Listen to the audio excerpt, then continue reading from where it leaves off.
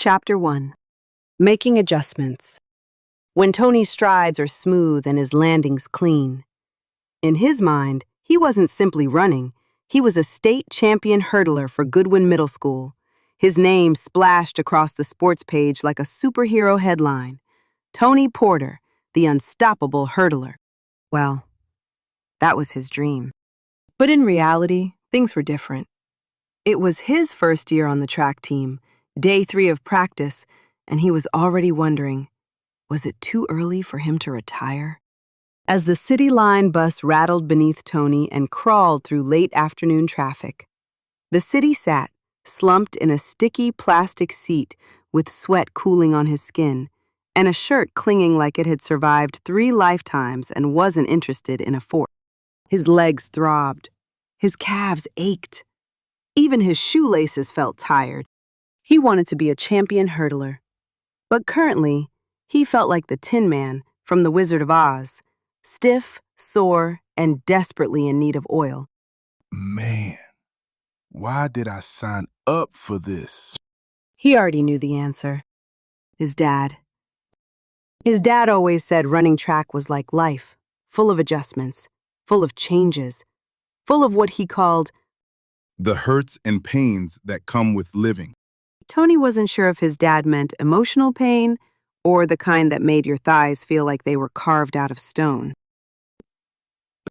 After every sprint, every hurdle, and every push past what he thought he could do was carved straight into his muscles. He stared out the window, watching the city blur by in streaks of gold and gray, wondering if this was how dreams ended, not with a finish line, but with a bus ride home. Still, he wasn't wrong. Track forced Tony to figure things out fast. When his legs screamed and his timing slipped, JJ and Boz were there, solid and steady. They were anchors in a race he didn't know he'd entered. Their presence reminded him that he wasn't alone, and maybe that was enough to keep him running on the team. Then a memory from last year hit him, sharp, bright, and loud. Last year, they were 2 races away from the district finals, close enough to believe and close enough to feel the pressure. JJ stood at the edge of the track, steady as steel. One foot tapped against the turf in a rhythm only he understood. Tap, tap, tap. Teammates joked around him, jackets half-zipped, earbuds in, but not JJ. He was locked in. Then the announcer's voice sliced through the air. 100-yard dash, lane 4. JJ walked to the blocks like the track belonged to him. Tall, wiry, built for speed, legs like stilts, arms loose but ready. The sun caught his skin and his jaw was set like the decision had already been made. Even his sneakers looked fast. From the stands, Tony felt JJ's focus, like a storm gathering in silence. JJ crouched low, eyes fixed ahead. His concentration was wrapped around him like armor. Tony glanced at Boz, who had stopped his own warm-up to watch. He was drawn in by the intensity just like Tony. That's when Tony knew. They didn't run alone. They carried each other with every step. The starter raised the pistol. Pow! JJ exploded out of the blocks. Limit. Knees driving, elbows snapping, every stride precise, like he was answering a question only he could hear. At 70 yards, another runner crept ahead by half a step. At 90, they were even. Then, one stutter step. A breath. A blink. A moment too small for the crowd to notice. JJ crossed the line second. By an inch. He stared at the scoreboard, lips parted, then nodded once, jaw tight. He took it in, walked it off. Later, Tony found him unlacing his spikes in silence. Tony said, Man, you were flawless out there. JJ replied. Nah, lost focus for half a second.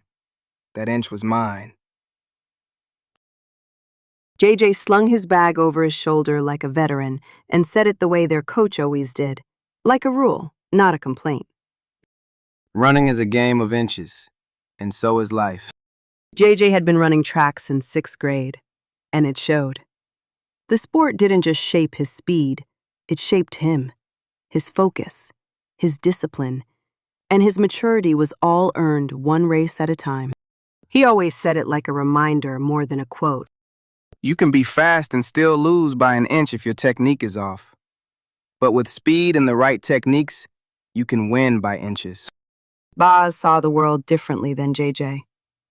Where JJ broke races down into speed and precision, Boz studied the quiet parts, the adjustments nobody noticed unless they were looking for them.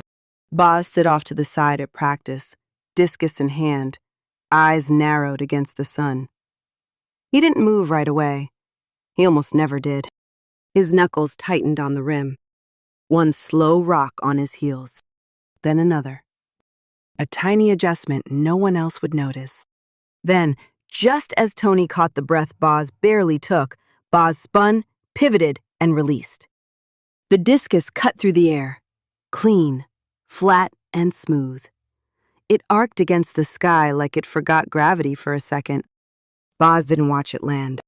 Because he was already resetting, eyes locked on where his foot had landed a quarter inch too far forward. Technique wins games. Tony didn't understand that at first, not until yesterday. While at practice, he was struggling with the hurdles. Everything felt off. He kept clipping them like he was fighting his own rhythm instead of running with it. JJ was locked in on the 100-yard dash, but Boz watched him, arms crossed, quiet, and observant. And finally, he said, You're fighting the track. You're not working with it. You need to respect the rhythm and trust your adjustments and just let it guide you.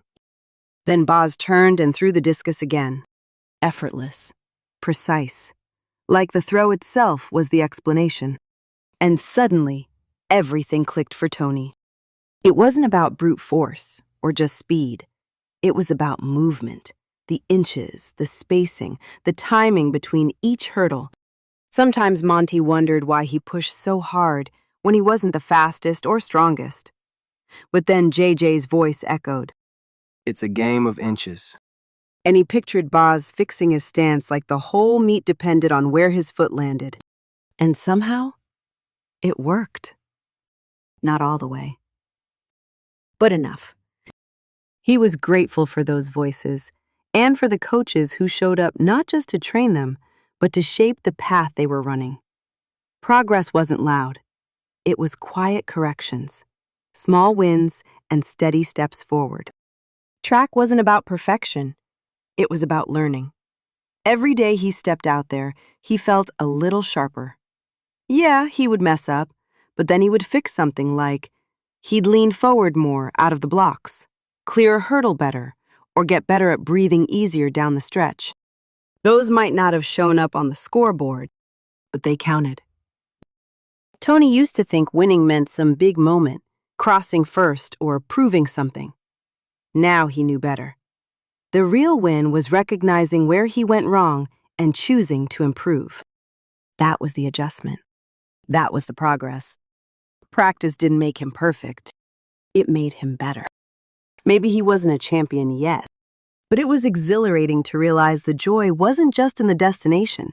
It was in every step that brought him closer than yesterday. After practice, half the team filtered toward the City Line bus like they always did. Sweat dried slowly on their skin, leaving that salty reminder of everything they'd survived. The terminal never changed. Same flickering lights, same cracked tiles, same rocking bench that creaked if you sat too hard. Diesel fumes hung low, mixing with hot asphalt and old metal. Not comfortable, but it was a familiar routine. That's why Tony noticed immediately when something felt off. While they were at the terminal, JJ wasn't standing still like usual. He was pacing, fast, uneven strides, back and forth across the terminal like his legs didn't know how to stop. Hands jammed in pockets. His shoulders were tight and his jaw clenched. He looked like a runner stuck at the starting line with no gun to get him going. When he passed Tony for the third time, their eyes locked. Tony gave a small shake of his head, just checking in. He hoped whatever was building inside JJ would burn off. It didn't. Tony said, Man, after that workout, you still walking around like you got ants in your pants? JJ stopped mid-stride, rolled his shoulders once, then again. Exhaled sharply, rough, controlled, like he was trying not to let something spill out too fast. His eyes drifted toward the bus lane. People lining up. Mothers with grocery bags, an older man leaning on a cane, kids bouncing on their heels. Then JJ's gaze snapped back to Tony, focused, frustrated, and determined. He stepped closer. Okay, I'll tell you what the problem is. But first, answer this. He dragged a hand down his face, wiping sweat and tension at the same time. Why are we always the last ones to get on the bus? The question landed heavier than it should. Before Tony could respond, JJ continued. And why do we always end up sitting in the front of the bus? Every single day. The noise around them dulled. Engines, conversations, shoes scraping concrete. All of it faded. Tony didn't laugh, didn't joke, didn't answer. Because he knew exactly what JJ was asking, and he wasn't sure he was ready to say it out loud. He stretched his legs, trying to shake the ache from the last hurdles. JJ, this is the last pickup stop. The bus is always packed by the time it gets here. It's front seats or nothing. JJ threw his head back and exhaled hard. That ain't right. You know that ain't right. Boz, leaning against the metal bus sign, finally spoke. You can't blame the driver for that. That's Mrs. Rosa Parks' fault. JJ let out a short laugh, tired, not amused. Yeah. She just had to make a big deal about sitting in the front of the bus. The words hung there, long enough to feel wrong, long enough to make the air heavier. Then they laughed. Not because it was funny, but because laughter was easier than sitting with what it meant. They all knew the front of the bus wasn't just a seat. It was history stitched into cracked vinyl. A reminder passed down quietly, persistently, like a lesson you didn't ask for but couldn't avoid. Tony exhaled slowly. Boz adjusted his headphones and looked down the street. The bus hadn't arrived yet. For once, Tony was grateful. The moment needed space. JJ's jaw tightened.